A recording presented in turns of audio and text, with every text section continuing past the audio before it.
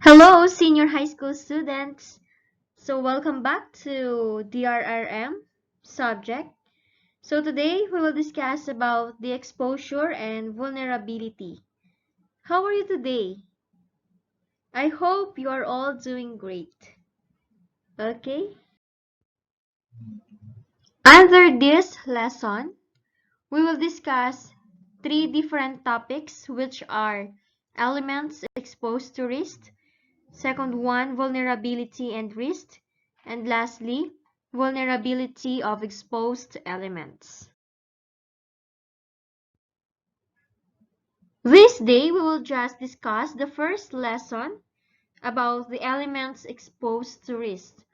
Elements exposed to risk pertain to anything which are susceptible persons or properties to the danger brought by any disaster. Some of the elements exposed to risk were identified by Cardona and als in their study. So ano yung naging study nila? It is determinants of risk, exposure, and vulnerability. The identified elements include the local populations, buildings, bridges, and other infrastructures, yung mga public services and utilities which are exposed in the area. Under the elements exposed to risk, we will discuss the four different elements, which are the physical, social, economic, and environmental. We'll start with physical elements. These elements comprises aspects of geography, location, place, and physical structures like infrastructures. As to geography, location and place, researches show that developing countries face a greater impact on disaster than developed countries due to the number of population, human health, public services, quality of infrastructures, and others. So, di ba kapag yung isang bansa ay developed na, so ready sila sa mga disaster na nangyayari. Yung in terms of their health, workers. So, yung mga health workers nila, meron na silang knowledge kung paano mag-handle ng isang disaster. 'Di ba yung mga public services nila? And also yung mga buildings. In terms of buildings, 'di ba talagang kapag nasa ibang bansa, kapag mga well-developed country, we assure or we are very sure na matibay talaga yung mga ginawang mga buildings, mga bahay. Since they are very ahead compare sa ibang bansa tulad dito sa Pilipinas, 'di ba? Tayo malapit tayo sa disaster. And minsan we are not really ready. So under the physical elements, we have three example of infrastructures in our country that are very vulnerable to the impact of hazards and risks. Which is very true, di ba? Kapag, lalo na sa ating bansa, lagi tayong dinadaanan ng bagyo. So, ito yung mga infrastructures sa atin na madali or madaling masira, no? Very vulnerable in terms of hazards and risks.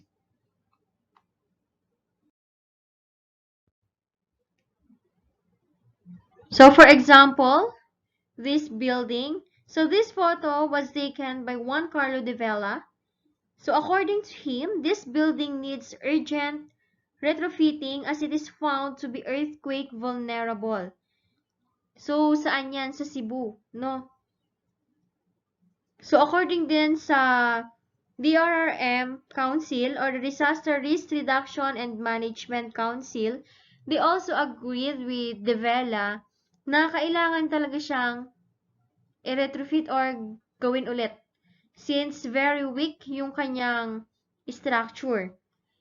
Actually, merong isang school somewhere in Pampanga na tinayo yung isang building, school, na very vulnerable sa earthquake. So, anong ginawa nila? Siyempre, pag nag-stay yung mga bata doon, pwede sila mapahamak once na nagkaroon ng earthquake. Kasi masyadong weak yung pagkakagawa. Ang ginawa nila, so sinira na naman nila yung building at nagtayo na naman ng bago. 'Di ba parang nakakapanghinayang naman yung perang ginamit doon para maitayo yun. So, syempre, bago ipagamit sa mga estudyante, kailangan tingnan ng isang engineer. And yun nga, they found out, no, nakita ng engineer na very weak yung structure na yun, yung building na yun.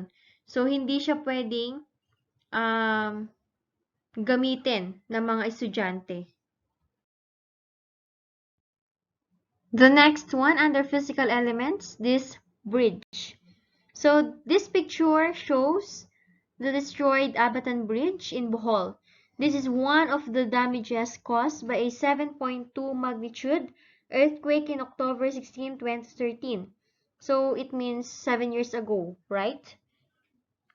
Which resulted the death of 144 people. O, di ba? Grabe yung disaster na nangyayari once na kahit yung sa tulay lang kapag very weak yung pagkakagawa, 'di ba? Pag tinipid sa materyales. Katulad nung nasa likod ng Mabalacat, kung alam niyo 'yon, yung daanan papuntang SM City Clark. So merong bridge doon na tinipid, feeling ko tinipid sa materyales kasi kakagawa lang agad namang nasira. Parang sunod-sunod lang yung dumaan tapos bigla na lang nasira. So, tinipid nila yung materialis doon kaya agad siyang nasira. At pasalamat na lang tayo walang nasaktan. Pero unlike ito sa Bohol, 'di ba? Nung nagkaroon ng earthquake, 'di ba? Kailangan bang may mag-sacrifice ng buhay? No, kailangan bang may masaktan? So, kaya kayo, in the future, kapag kayo ay naging mga architect, engineer, no, wag kayo maging kurakot. Kailangan ibigay ninyo kung ano yung nararapat dun sa infrastructure. Kasi tayo rin yung magsasuffer. Paano kapag pamilya nyo yung nandun, dumaan, di ba? Parang babalik din sa atin, no? Makakarma tayo. So, gawin nyo lang yung best ninyo. Gawin nyo yung uh, naayon sa kalooban ng ating Panginoon. Okay? Siyempre, alam nyo naman na yung pangungurakot ay masama. So, wag yung gagawin. No? Gawin nyo lang yung kung ano yung tama at mabuti.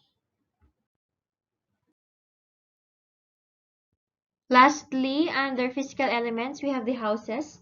So some houses are built based on cost, effectivity, with little concern on disaster safety. So maganda yun kapag naiisip ninyo kapag lumindol, kailangan nilalagyan ng spring yung ilalim ng bahay, 'di ba? Para sumasabay siya kapag lumilindol. Pero yung iba naman, dahil sa kakulangan ng budget, tinitipid na lang yung mga materyales. Kaya napapahamak tuloy once na, o kaya nagkaroon lang ng mahinang lindol, so agad masisira yung kanyang or kanilang bahay. Diba? Kaya kayo in the future, so gawin ninyo yung kahit na gumastos pa kayo ng malaki, at least secure at very free from disaster yung itatayong bahay ninyo. Alam ko naman marami sa inyo ay magiging future mga businessmen, 'di ba? Mga yayamanin na kayo noon. So, wag yung titipirin yung mga materyales ng gagawin ninyong bahay, no? So, now, here are some tips in building disaster-safe houses. So, first, you consult engineers and architects. So, engineers and architects are the best person who may determine the safety of your houses as to construction and design. Diba? For instance, some engineers would say that four-sided slope roof of a house is the safest and that canopies or eaves should be avoided. So, di ba, kasi sila yung nag-aaral doon, sila yung may knowledge about sa mga buildings. So, it's very important na i-consult sa isang engineer o kaya architect. No, pag sa inyo may mga naging architect or engineer, no, kayo lang din yung magtutulungan, di ba? Para na ma-maximize yung inyong mga pinag-aralan. Okay, so abangan ko kapag kayo naging engineer at architect, papagawa ko ng mansyon. Ne? Next, install disaster-resistant designs in your houses. So, the use of storm shutters is advised by some engineers. Alam niyo yung yung storm shutters? So, storm shutters are usually made up of thin sheets of metal which are placed in front of glass, windows, and doors to mitigate the effect of strong winds and rain during typhoon and other disasters. Ayan. Next, use the right materials. Right, hindi light, no? Kapag light, yung magaan eh. Right, yung tamang materyales. So, in building houses, do not tighten the budget by sacrificing the quality of materials needed during construction. You may save money, but the life of the family may be endangered, which is very, very true, di ba? So, wag na wag ninyong titipirin yung mga materyales na gagamitin. No? Di bali nang gumastos kayo ngayon, pero lifetime yung gagamitin yun. Hindi yung gumastos kayo ngayon, tinipid ninyo, so mabilis lang din siyang masira. Lastly, identify the right location for your home. It's very important. No? Do not build your house on landslide prone. Alam niyo, kapag kunwari, yung nasa taas ninyo is mga kabundukan pala, eh madalas nagkaka-landslide, di ba? Halimbawa, meron kayong nabiling lupa sa Cordillera region, o doon madalas magkaroon ng landslide. No, dapat isipin din yung location. So remember that the safety of your family is the primordial concern. Di ba? Yun talaga yung pinakaunang iniisip natin, yung safety ng bawat isa. After the physical elements, next we have the social elements. So we have 3 elements under social, which are the demography, social groups, and health and well-being. So under ng demography, so demography pertains to the diversity of people in the community as to age, gender, health, and others. The different types of people that composes the entirety of the population affects the extent of susceptibility to disasters. Certain groups may be endangered than others. Diba? For example, yung mga matatanda at saka yung mga bata, di ba mahina sila sa yung mga sanggol, especially yung sanggol, yung mga baby. Tapos yung mga lolo't lola, mahina na sila sa lamig, sa init. Di ba marami silang nararamdaman kapag sobrang init. Hindi sila makahinga, nasusuffocate sila. Pero kapag sobrang lamig naman, may mga rayuma na yan kapag matatanda. Tapos kapag sa babae at lalaki naman, di ba mas weak ang mga babae kesa sa mga lalaki. Tapos, yung tayong mga matanda na rin kayo, no? Hindi na kayo bata. So, kaya na nating mag-decide o tsaka alagaan yung mga sarili natin. Unlike yung mga batang maliliit, so 'di ba talaga umaasa pa sila sa mga nakakatanda nilang mga magulang, mga kapatid. Ayan. So, ganyan yung sa demography. Next, yung social groups.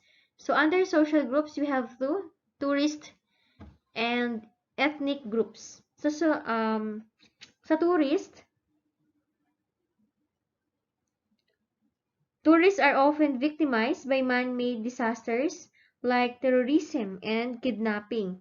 So, they are also vulnerable to natural disasters as they are not aware on the terrain and security status of the place they are visiting.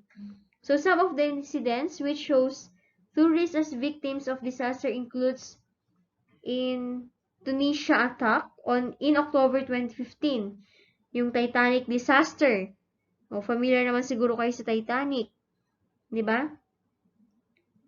And the Sipadan incident in the Philippines in 2000. So, yung ethnic groups naman are likewise exposed to hazard. For instance, members of cultural minority may be more vulnerable to natural disaster due to communication barriers. the manner of building their homes, resistant to embrace modern method of weather forecasting, and the remoteness of their community. Di ba pag mga ethnic, yung mga nasa kabundukan na. Yan.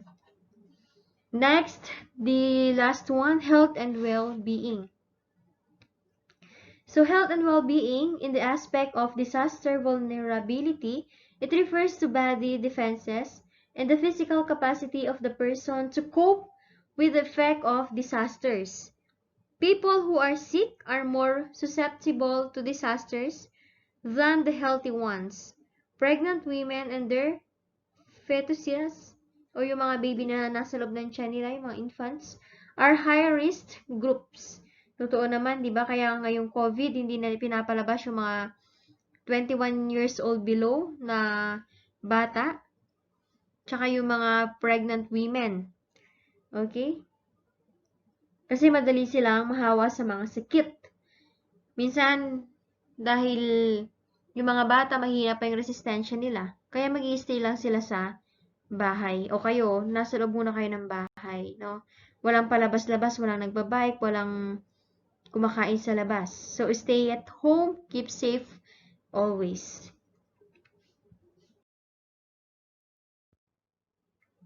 Letter C, economic elements. So, ito na yung pangatlong elements natin, no? Economic. So, economic elements are those that belong to the public and private sectors whose businesses may be affected by disasters as they are also exposed to hazards. These elements, once exposed to hazard, are vulnerable to losses, indebtedness, production loss, and others.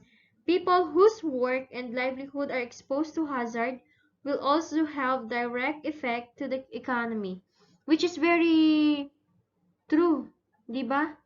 Ngayon nararanasan natin ngayong COVID-19, 'di ba? Itong nasa picture. So CNN's Richard Quest reports from New York City where streets and iconic landmarks are eerily empty as the novel coronavirus puts the city on lockdown. So ang daming mga businesses ang nagsara, maraming mga lahat, 'di ba? As in closed. Kaya ang nangyari sa ekonomiya din natin ay bumaba. Na nakakalungkot talagang isipin. Maraming tayong utang, tapos meron pa tayong mga nababalita ang nangungurakot. 'Di ba nagagawa nilang mangurakot pa sa kabila ng pandemic? Dapat nga nagtutulungan tayo. Tapos may mga ganyan-ganyan pang pangyayari. No, sana pag kayo naman yung naging leader, please, no, wala na sanang magiging kurakot. No, putulin nyo na yung sumpa. Isang sumpa yan na paulit-ulit napapasa sa mga nagsasalin lahi. No, nalilipat ng nalilipat. Pero pagdating ng kayo na yung naging leader, no, I pray na kayo ang magpuputol dun sa mga masasamang ginagawa ng ating mga nasa gobyerno. Okay? Naasahan ko yan, ha?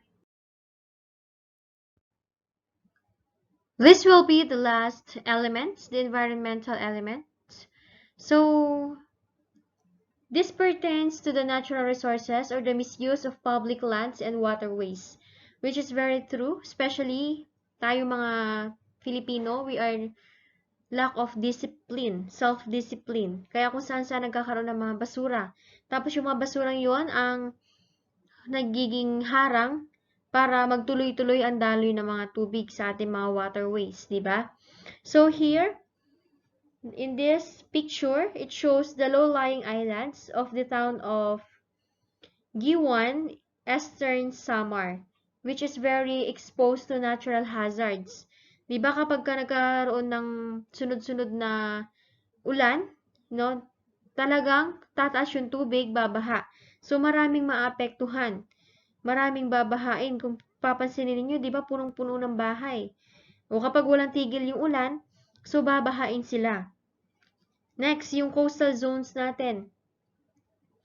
So ito naman sa Culyon, Palawan. So yung mga coastal community.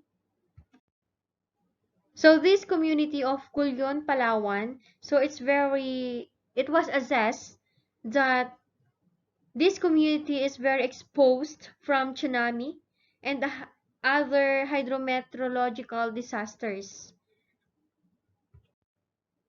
O kaya kayo gusto niyo bang tumira dito sa Eastern Samar tsaka sa Palawan?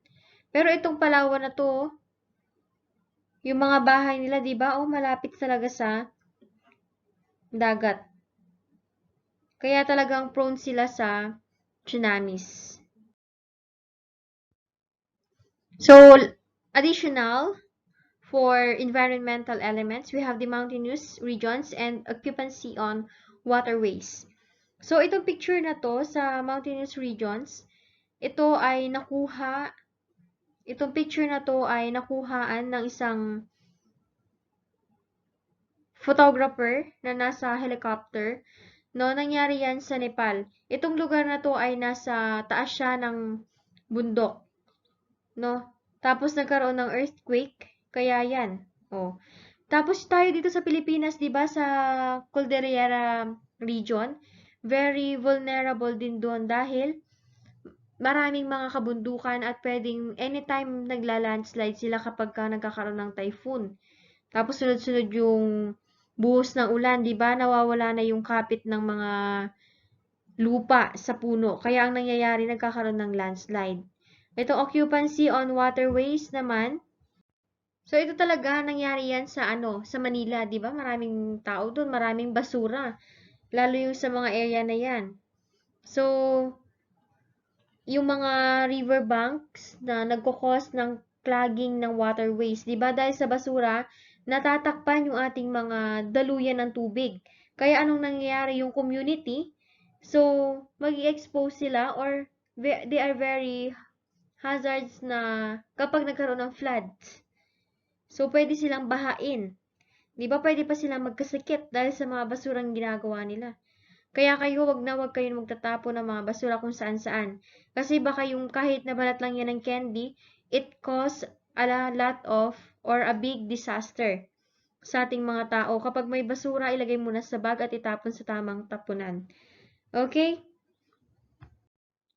So, I hope marami na naman kayong natutunan sa araw na ito. At yung lesson 2 and 3 ay i-discuss natin on the other day. Okay? I will end with this Bible verse from the book of Deuteronomy, chapter 31, verse 6. It says, "Be strong and of a good courage, fear not, nor be afraid of them. For the Lord your God, He it is that does go with you. He will not fail you, nor forsake you." Amen. So, kaya magpakatatag lang kayo kahit na ano pang disaster ang dumating sa ating bansa, sa ating buhay, no? Kayang-kaya nating malagpasan yan. Dahil tayo sa Pilipinas, mga masasayahin tayong tao. No, totoo naman. Kaya nga very sa atin yung mga foreigner, yung mga taga-ibang bansa. Nabibilib sila sa atin. So, that's all for this day. Have a nice day to all of you and God bless us all.